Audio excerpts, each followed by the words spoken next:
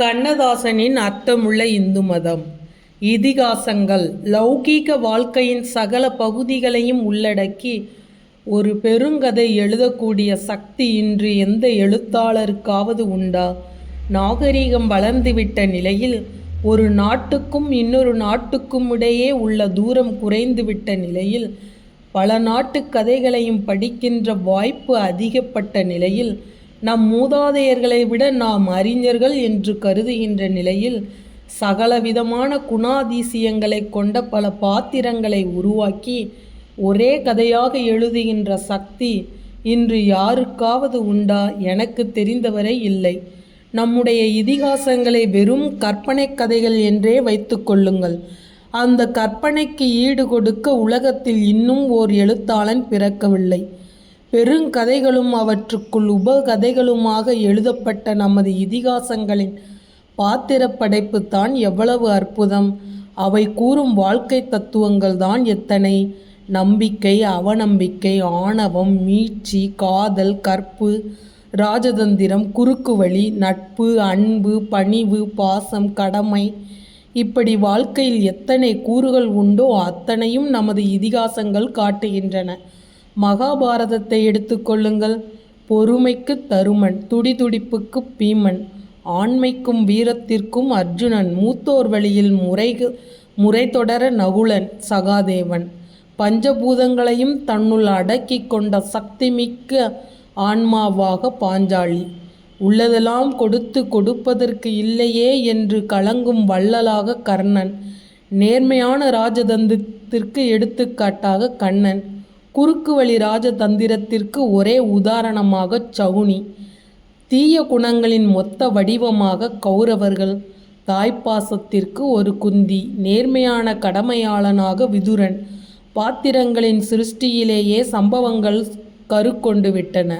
இந்த பாத்திரங்களின் குணங்களை மட்டும் சொல்லிவிட்டால் கதை என்ன என்பது தற்குறிக்கும் புரியும். இந்த கதை வெறும் ஆணவத்தின் அழிவை, தருமத்தின் வெற்றியை மட்டும் குறிப்பதல்ல.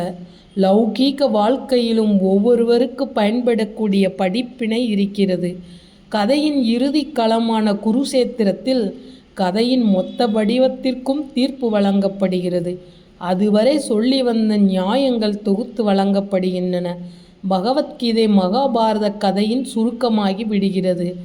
அரசியல் சமுதாய நீதிக்கு அதுவே கைவிளக்காகி விடுகிறது. கண்ணனை நீ கடவுளாக கருத வேண்டாம், கடவுள் அவதாரம் எடுப்பார் என்பதையே நம்ப வேண்டாம். பரந்தாமன் வையத்துள் வாழ்வாங்கு வாழ்ந்து வானுரையும் தெய்வத்துள் வைக்கப்பட்டவன் என்றே எண்ணிப்பார்.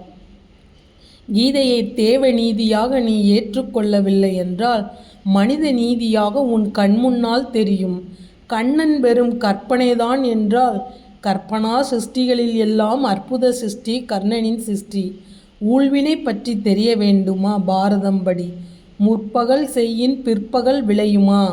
பாரதம் படி. ஒன்றை நினைத்தால் வேறொன்று விளையுமா? பாரதம் காட்டும். செஞ்சோற்று கடனா நன்றி எறிதலா? பாரதம் காட்டும். பெற்ற மகனை தன் மகன் என்று சொல்ல முடியாத பாசக்கொடுமையா? குந்தியை பார். இரத்த பாசத்தால் உன் உள்ளம் துடிக்கிறது. சொந்த சகோதரர்களை எதிர்த்து போராட வேண்டி வருகிறதா? அப்போது உனக்கு என்ன செய்வதென்று தோன்றவில்லையா? கீதையை படி.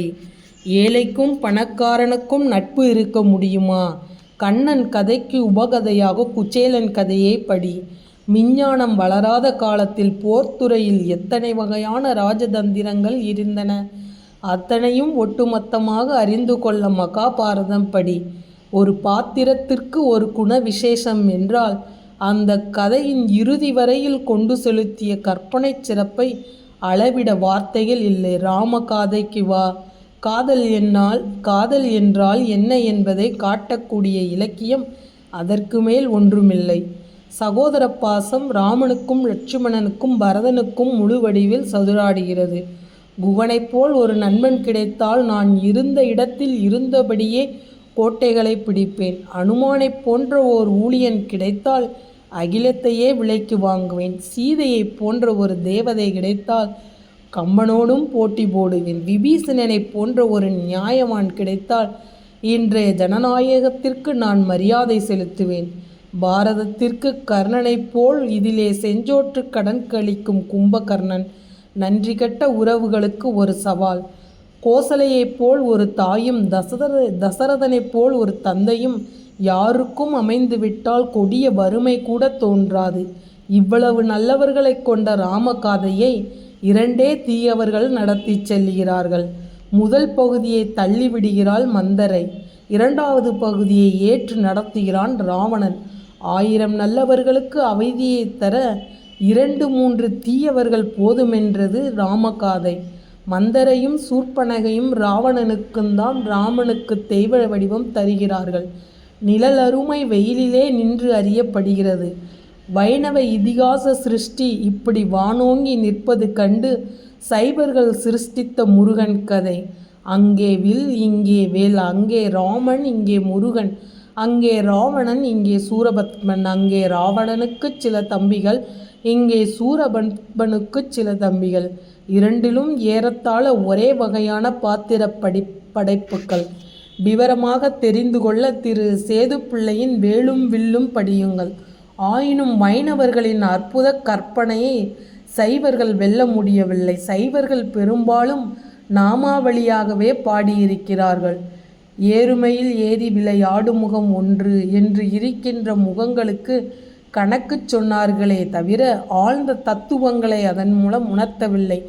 ஆண்டாள் திருப்பாவையை படித்தால் கூட நமக்கு மெய்சிலிர்க்கிறது. மனித ஆன்மாவின் தெய்வீக ராகத்தை அது மெய்சிலிர்க்க காட்டுகிறது.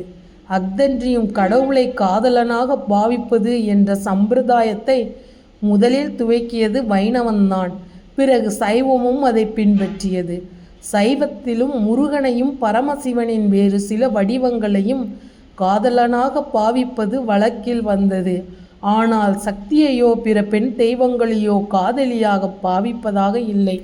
அங்கேயும் இந்துக்கள் பண்பாடு காத்தார்கள். காதல் என்பது பாசத்தின் முதிர்ச்சியாகவே காட்டப்பட்டது. சில இடங்களில் காம உணர்ச்சி அதிகரித்திருந்தால் அது பரிபூர்ண நிலையை குறிக்கும். ஆதி மூலத்தோடு இரண்டர கலந்துவிட்ட தெய்வீக நிலையை குறிக்கும். வேறு எந்த மதத்துவரும் இந்துக்களைப் போல் இறைவனோடு நேரடியாக பேசுவதில்லை. உனக்கு ஏன் மாடு என்றும் வீடு கிடையாதா என்றும் தாய் தகப்பன் இல்லையா என்றும் அதனால்தான் ஒருவன் வில்லால் அடித்தானா என்றும் ஏதோ நீண்ட நாள் பிரிந்திருந்த சொந்தக்காரர்களை கேட்பது போல் இறைவனை கேட்பவர்கள் இந்துக்கள்தான். இறைவனுக்கும் மனிதனுக்கும் அதிக இடைவெளி இல்லாமல் சிருஷ்டித்தவர்களும் இந்துக்கள்தான். மூலமாக முளைத்தெழுந்தவனை உறவினன் ஆக்கி கொண்டவர்களும் இந்துக்கள்தான். காதல் வாழ்க்கையையும் திருமண வாழ்க்கையையும் கடவுளிடம் கண்டவர்கள் இந்துக்கள்தான். ஸ்தூலத்தை சிவமாகவும் ஆன்மாவை சக்தியாகவும் கண்டவர்கள் இந்துக்கள்தான். கடைசி ஏழைக்கும் கடவுளை சொந்தக்காரனாகவும் அவனை ஆண்டியாக கண்டவர்களும் இந்துக்கள்தான். அந்த தமிழக இந்துக்களிலே சைவர்கள் முருகனை தமிழனாக கண்டார்கள். சைவர்கள் அவனை தமிழனாக கண்டபோது வைணவர்கள் திருமாலை தமிழாலே அழைத்தனர். சைவர்கள் ஸ்ரீரங்கம் என்று சொன்னால் வைணவர்கள் அதை தமிழில் திருவரங்கம் என்று சொல்லுவார்கள். எல்லாவற்றுக்கும் மேலாக ஆன்மாவும் ஸ்தூலமும் ஆனந்தமாக ஆடிப்பாட வேண்டும் என்பதே இந்துக்களின் நோக்கமாக இருந்தது. அந்த நோக்கத்தின் வடிவங்கள் தான் சைவ நடராஜரும் வைணவ கண்ணனும். எங்கே தொட்டாலும் எதை படித்தாலும் இந்துக்கள் உருவாக்கிய பாத்திரங்கள் நம்மை வெறும் அதீத உலகிற்கு கொண்டு போகவில்லை, லௌகீக உலகத்தை எடுத்து காட்டுகின்றன. கதைகளை பொய்யென்று சொல்லலாம். அந்த கற்பனையின் சிறப்பை வியக்காமல் இருக்க முடியாது. சொல்லப்போனால் அத்தகைய கற்பனை உலகத்தில் இந்த பல்லாயிரம் ஆண்டுகளில் வேறு எவனுக்கும் கிடையாது.